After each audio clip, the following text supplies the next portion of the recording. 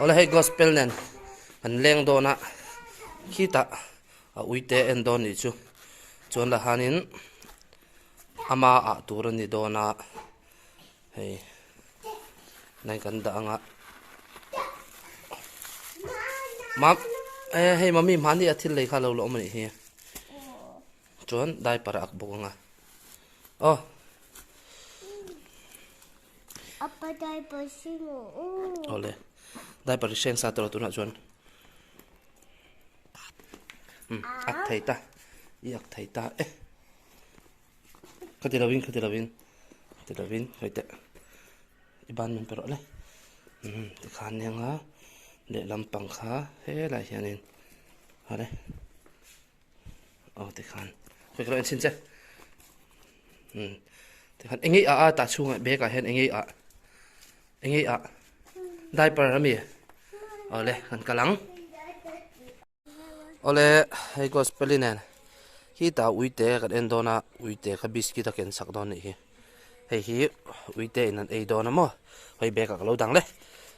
ibeka ka da don khi dam hoi ro beka kan danga le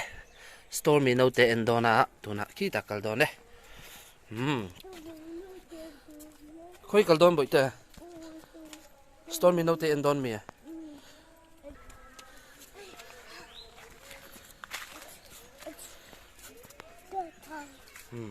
khi ta kal don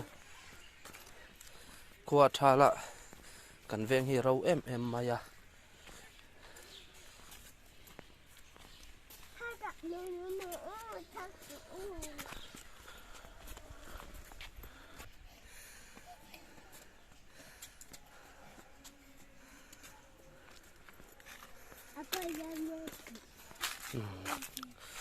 khi ta gospelin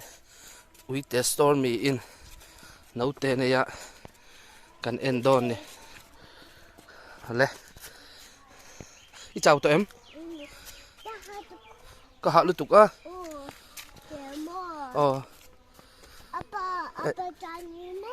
cho nên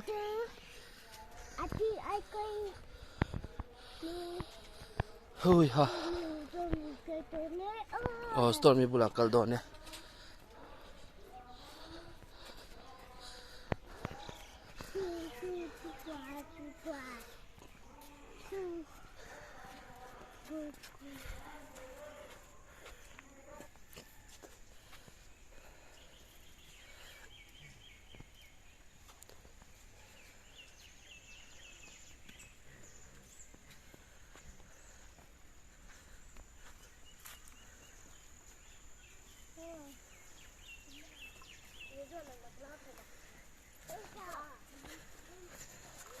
stormy local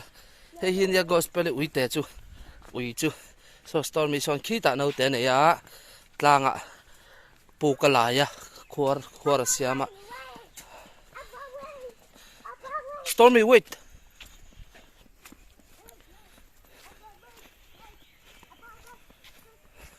bây giờ lồng hoạc đủ lầu trên này khá lồng hoạc đủ lầu trên này khá mong chạy căn mấy rồi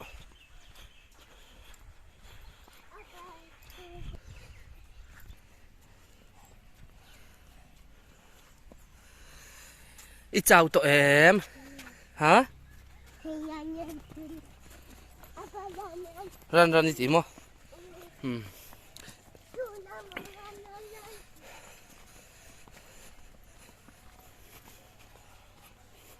mình lo ente le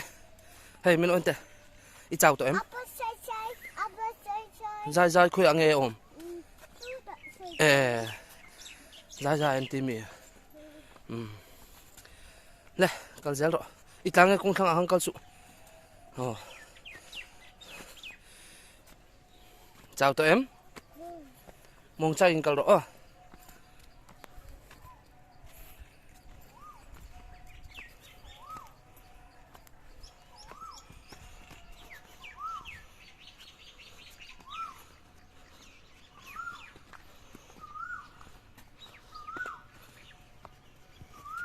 tin mo savan itu boy ta ta tilo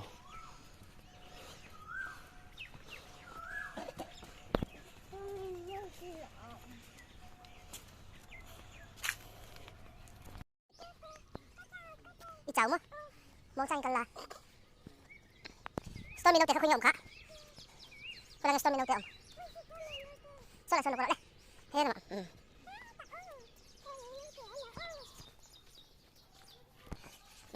stormy đâu để nó cần khen tội đó này stormy đâu để khá gospel hiền biscuit khá cần saka biscuit tập bèn à cần đấy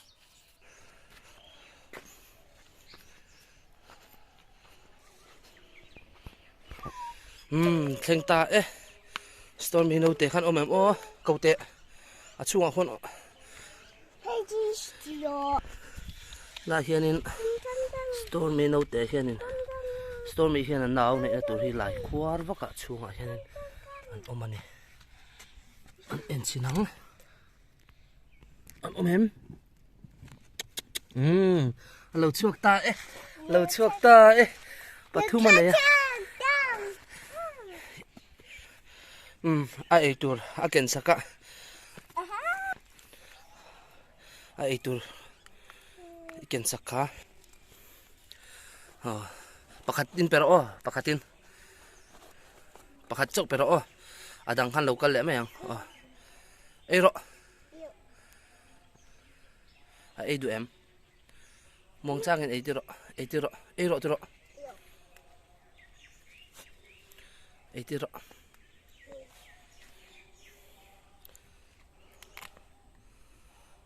stormy no te hianin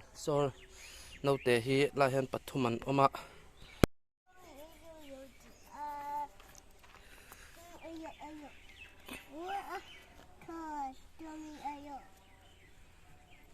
papi ni kha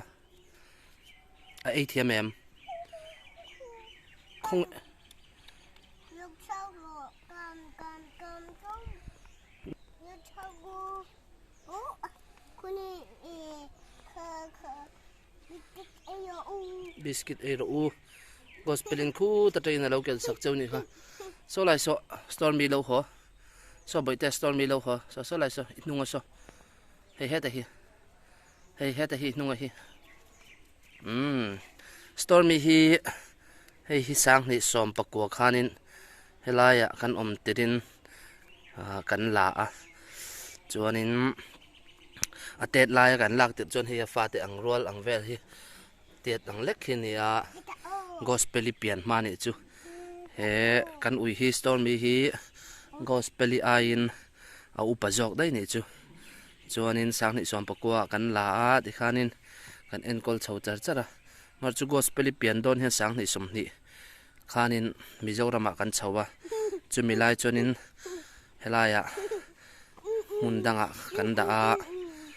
chuan chonin angam ta em maya ron ho wak du to lo kan ho thlak to nuwa po helai tlanga hianin atei to em mai ni he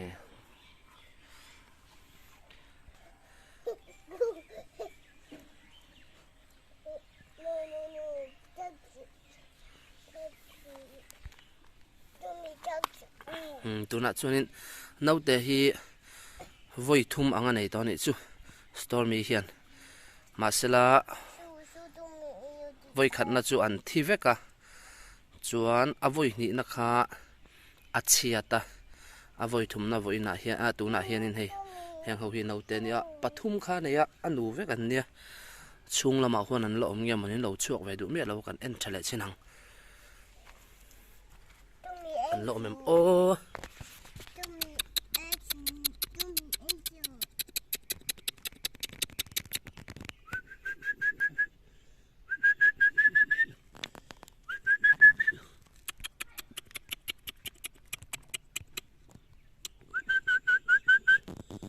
kula chu min ka shi ni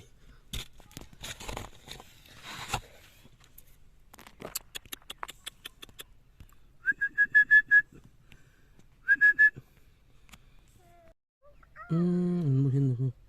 ku ta khun mu hin kan hey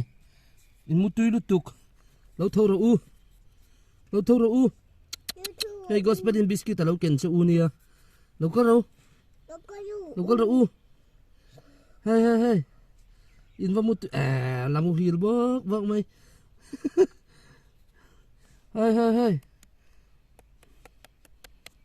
amu hil na sale tu ku hey kan vô mọi người hey nè hey đâu thâu đâu u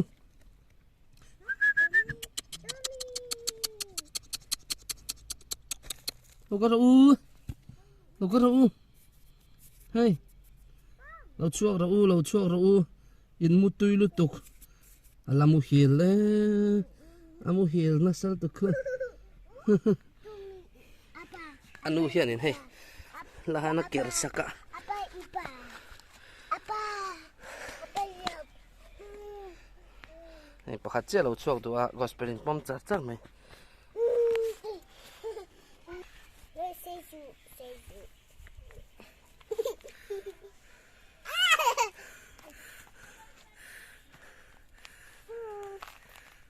hey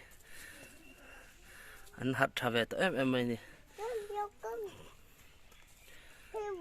en le ang an lam hi nang em ni an lo chuak du tlat lo mai khu hu la khu đâu có đâu u hey pakhat che lo chuak pakhat che gospelin nan la in film char char mai ha chai vela uite hian le da lu toro le a ina hian da lu ti ro pomla da lu do a ina hian da lu do le mang tha ti don ni o mu toro se lu toro Go. Come here, go. Go hey. Come me chase. Go. Oh, Mumu dio. Hey, go. Go.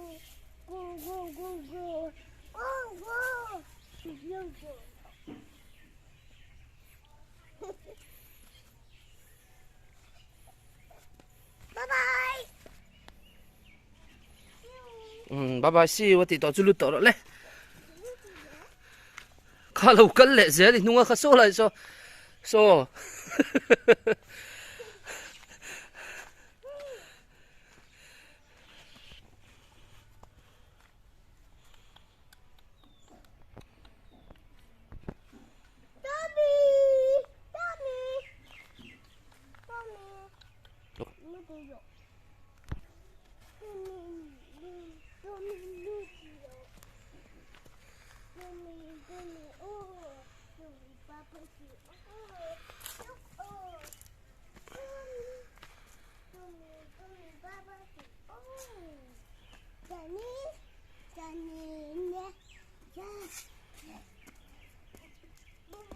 Bubu,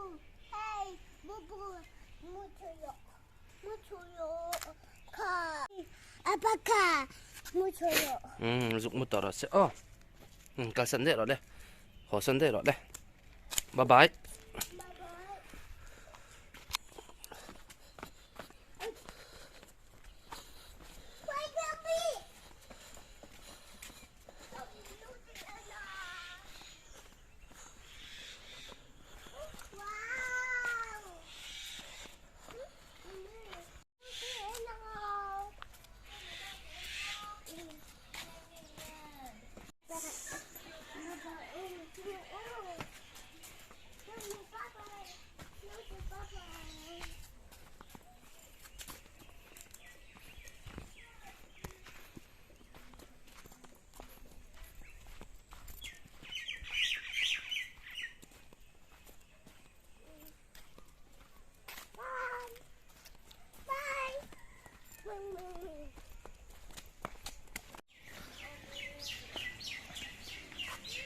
kalaman ni lo helma boy pui house engei ken kha ente engei ken kha le